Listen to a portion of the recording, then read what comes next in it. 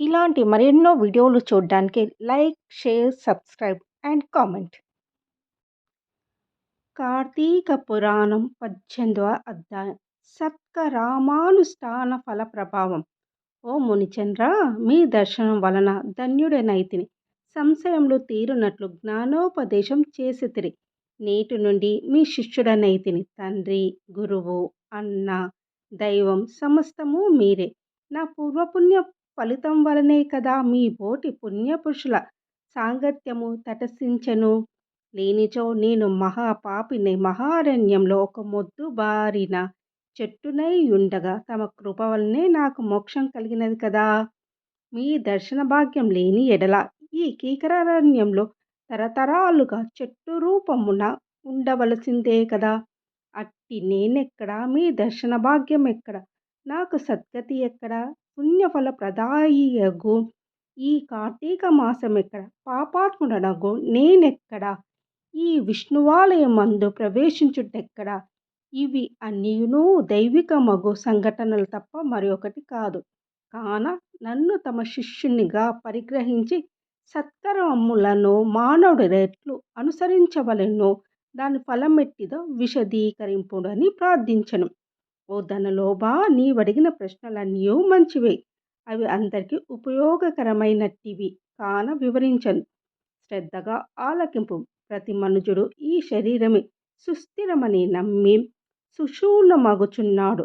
ఈ భేదము శరీరమునకే కాని ఆత్మకు లేదు. అట్టి ఆత్మజ్ఞానము కలుగుటకే సత్కర్మలు చెయ్యవలెనని సకల శాస్త్రములు ఘోషించుచున్నవి. సత్కర్మనాచరించి వాటి ఫలము పరమేశ్వరార్పితమునరించిన జ్ఞానము కలుగును. మానవుడే జాతివాడో ఎటువంటి కర్మలు ఆచరించవలనో తెలుసుకొని అటువంటివి ఆచరింపవలను. బ్రాహ్మణుడు అరుణోదయ స్నానము చెయ్యక సత్కర్మలనాచరించనను వ్యర్థమగును. అటులనే కార్తీక మాసమందు సూర్య భగవానుడు తులారాశిలో ప్రవేశించుచుండగా, వైశాఖ మాసంలో సూర్యుడు మేషరాశిలో ప్రవేశించుండగాను, మాఘమాసంలో సూర్యుడు మకర రాశిలో ప్రవేశించుండగాను, అనగా ఈ 3 మాసముల అందును తప్పక నదిలో ప్రాతకాల స్నానం చేయవలను. అట్లా స్నానము ఆచరించి దేవార్చన చేసిన ఎడల తప్పక వైకుంఠ ప్రాప్తి కలుగును. సూర్య చంద్ర గ్రహణ సమయములందును తదితర పుణ్య దినముల యందు స్నానము చెయ్యవచ్చును. ప్రాతకాలమున స్నానం చేసిన మనుజుడు సంధ్యావందనము, సూర్య నమస్కారములు చెయ్యవలను. అట్లు ఆచరించని వాడు కర్మభ్రష్టుడగును. కార్తీక మాసమందు అరుణోదయ స్నానమాచరించిన వారికి చతుర్విధ పురుషార్థములు సిద్ధించును.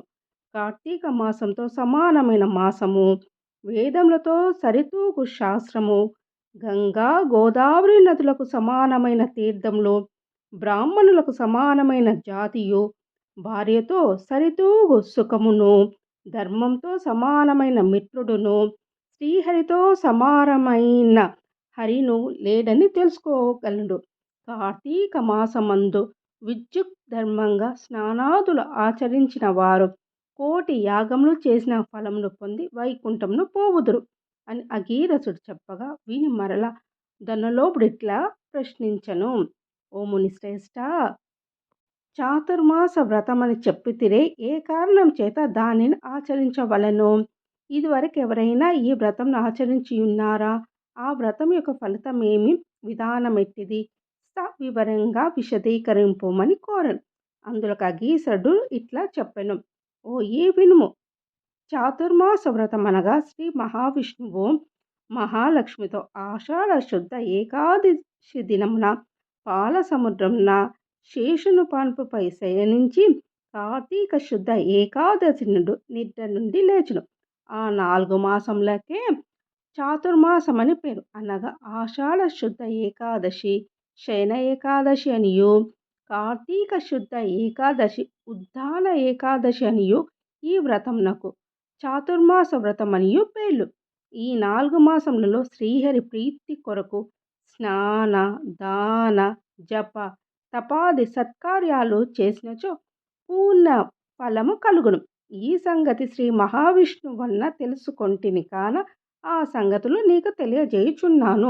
తొలి కృతాయుగమున వైకుంఠమందు గరుడ గంధర్వాది దేవతల చేత వేదముల చేత సేవింపబడుచున్న శ్రీ మహా నారాయణుడు లక్ష్మీదేవి సమేతుడై సింహాసనం కూర్చుండి ఉండగా ఆ సమయంలో నారద మహర్షి వచ్చి పద్మనేత్రుడును చతుర్భుజాహుడును కోటి సూర్య ప్రకాశముడును అను శ్రీమన్నారాయణకు నమస్కరించి ముకులిత హస్తాలతో నిలబడను. అంత శ్రీహరి నారదుని కాంచి ఏమియో తెలియని వాని వలె మందహాసంతో నిట్లను. నారదా, నీవు క్షేమమే కదా? త్రిలోక సంచారువైన నీకు తెలియని విషయములు లేవు. మహామునుల సత్కారానుష్ఠానములు ఎట్టి విఘ్నములు లేక సాగుచున్నవా? మానవులందరూ విధించవారికి విధించబడిన ధర్మములు ఆచరించుచున్నారా? ప్రపంచంనే అరిష్టములు లేక ఉన్నవి కదా అని కుశల ప్రశ్నలు అడిగాను. అంత నారదుడు శ్రీహరికి ఆదిలక్ష్మికి నమస్కరించి, ఓ దేవా, ఈ జగమున నీ వెరగని విషయములు ఏమీయూ లేవు. అయినను నన్ను వివరింపుమనుటచే విన్నవించుచుంటిని. ప్రపంచంన కొందరు మనుషులు మునులు కూడా తమకు విధించిన కర్మలను నిర్వహించుట లేదు. వారెట్లు విముక్తులగుదురో ఎరుక లేకున్నను. కొందరు భుజించకూడనిది పదార్థాలు భుజించుచున్నారు. కొందరు చెయ్యని వ్రతములు చేయుచు అవి పూర్తి కాక మునిపే మధ్యలో మానివేయుచున్నారు. కొందరు సదాచారులుగా, మరికొందరు అహంకార సహితులుగా, పరనిందాపరాయణులుగా జీవించుచున్నారు. అట్టి వారిని సత్కృపతో పుణ్యాత్ములను నడిచి రక్షింపుమని ప్రార్థించను.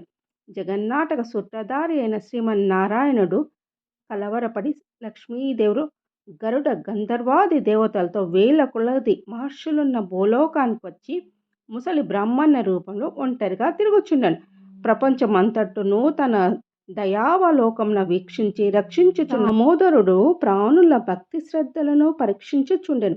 పుణ్య నదులు పుణ్యాశ్రమములు తిరుగుచుండెను. ఆ విధంగా తిరుగుచున్న భగవంతుని గాంచి కొందరు ముసలివాడని ఎగతాళి చేయుచుండెరు. కొందరి ఈ ముసలివానితో మనకేమి పని అని ఊరుకుండిరి. కొందరు గర్విష్ఠులైరి, మరికొందరు కామార్తులై శ్రీహరిని కన్నెత్తి అయిన చూడకుండిరి.